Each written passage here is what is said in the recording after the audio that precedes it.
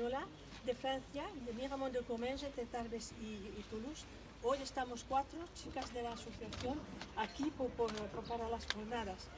Y bueno, ya el tema de la asociación ya está en su nombre. Organizamos viajes memorialistas en España.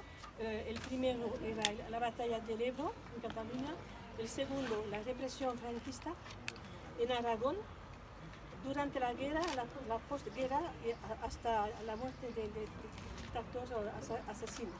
Y el próximo que hacemos, del 1 al 5 de octubre, es en Santa Cruz de Moya, las jornadas que organiza la Gavilla Verde, homenaje al maqui y al guerrillero español. Eso es el próximo.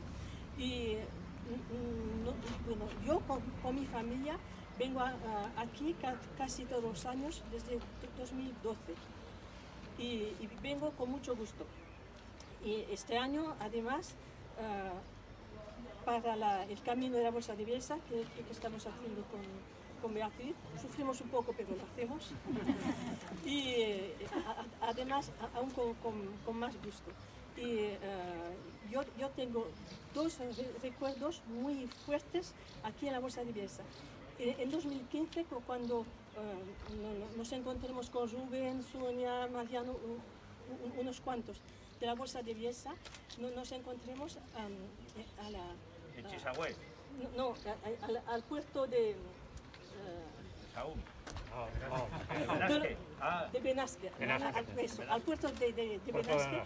Ellos subieron por el lado español, nosotros con mi familia por el lado francés, y nos encontramos en el refugio de los Bums.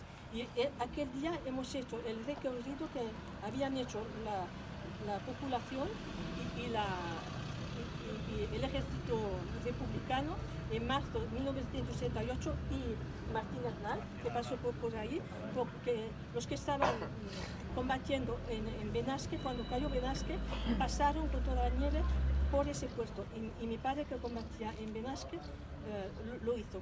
Y el hecho de encontrarse las dos asociaciones, de hacer el camino cada uno de un lado y encontrarse allá, era un momento muy fuerte y muy simbólico.